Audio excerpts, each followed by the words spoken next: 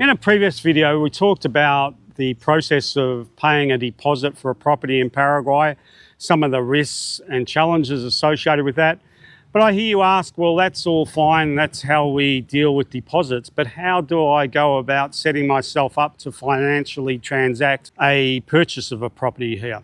Well, I'm glad you asked that question, because I just happened to have made this video which covers 5 common ways that we see people buying property here in Paraguay. Firstly, I want to say that the entire real estate buying and selling process in this country is really being developed and focused on the concept that people who are buying and selling property will be Paraguayans.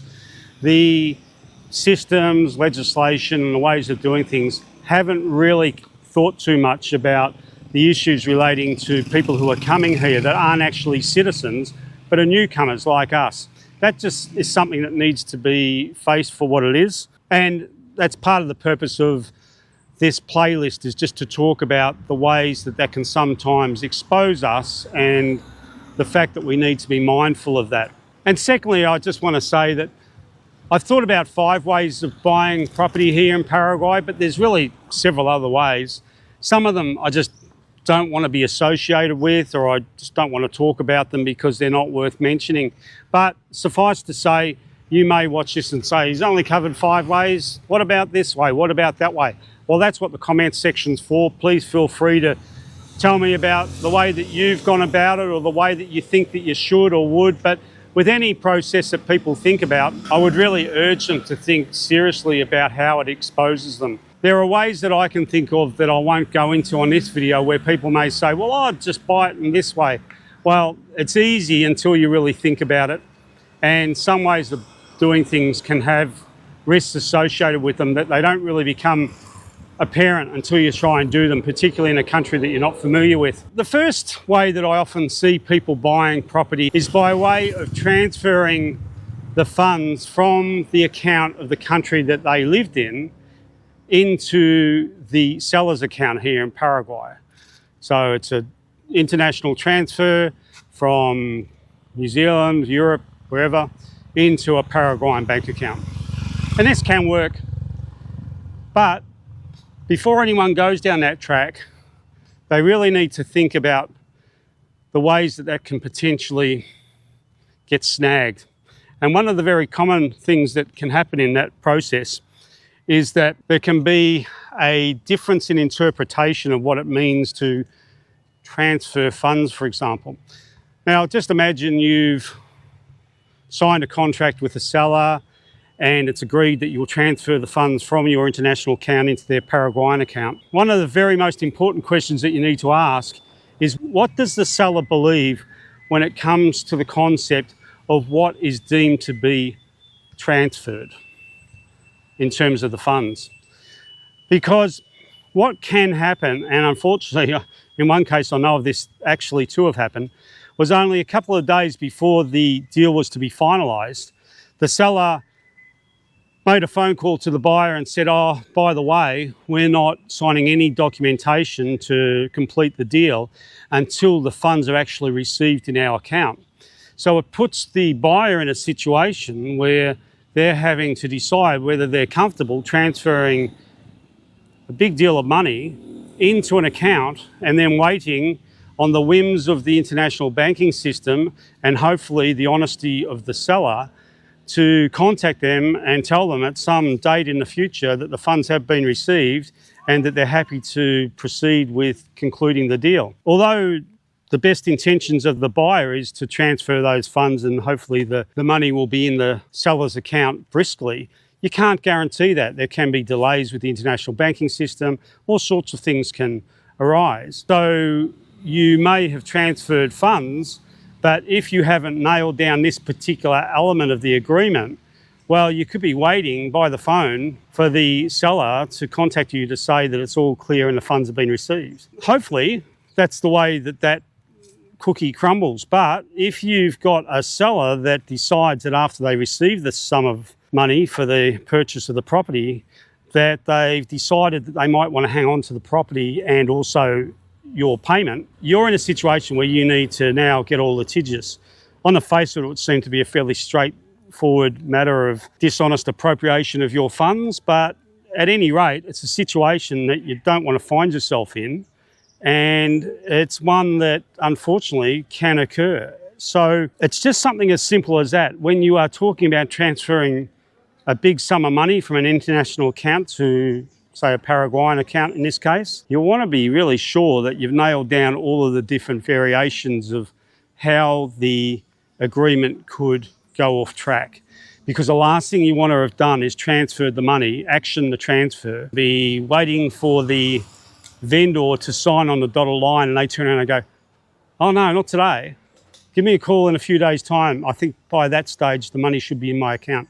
You don't want to be in that situation unless you want to be in that situation, but it is one of those things that can pop up. So for that reason, transferring from your international account to a Paraguayan account may not be the best way to proceed. The other common way that we see people purchase property here in Paraguay is that they'll transfer funds from their overseas account, often from the country that they resided in, into another overseas account that the vendor holds. Now, this is most common when people who are selling property here are Europeans and they own property here in Paraguay. So it may be someone in Europe has sold their Paraguayan property and someone who has an international account, an account outside of Paraguay, wants to buy it.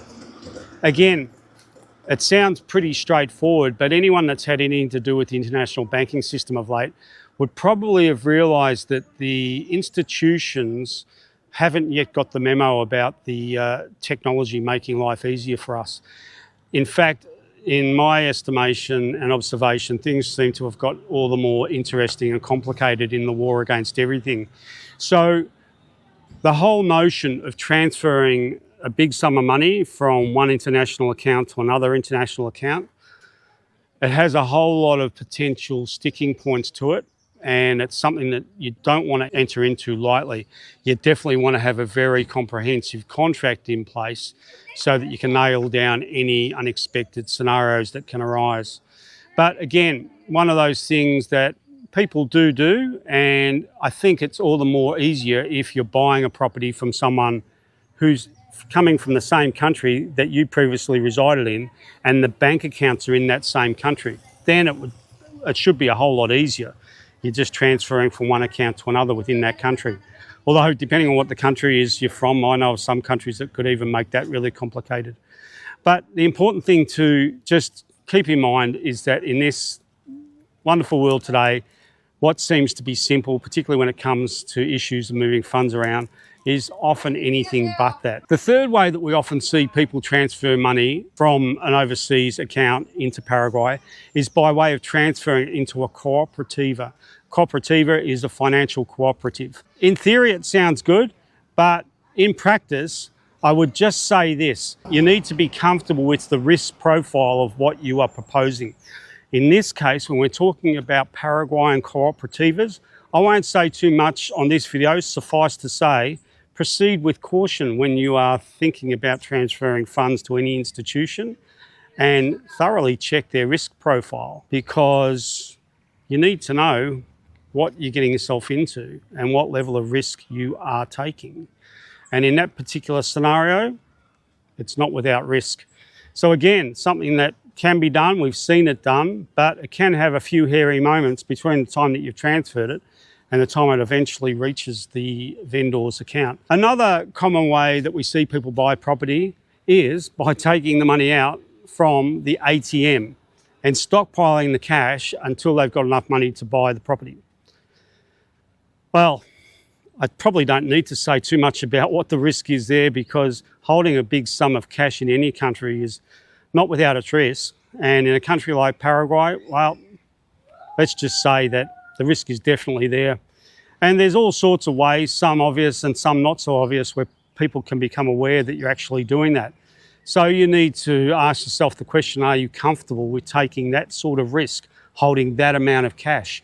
On the flip side, if you're looking at a modestly priced piece of property or a house, sometimes this can be a way of getting around all of the BS with transferring money from international accounts and all that sort of carry on. So if you can find a property that suits your needs and it's a modest price, taking that risk can come with its benefits. It can be quite a low hassle process. You just need to make sure that you're comfortable with it and have sufficient safeguards in place just to manage the risks that are obviously present.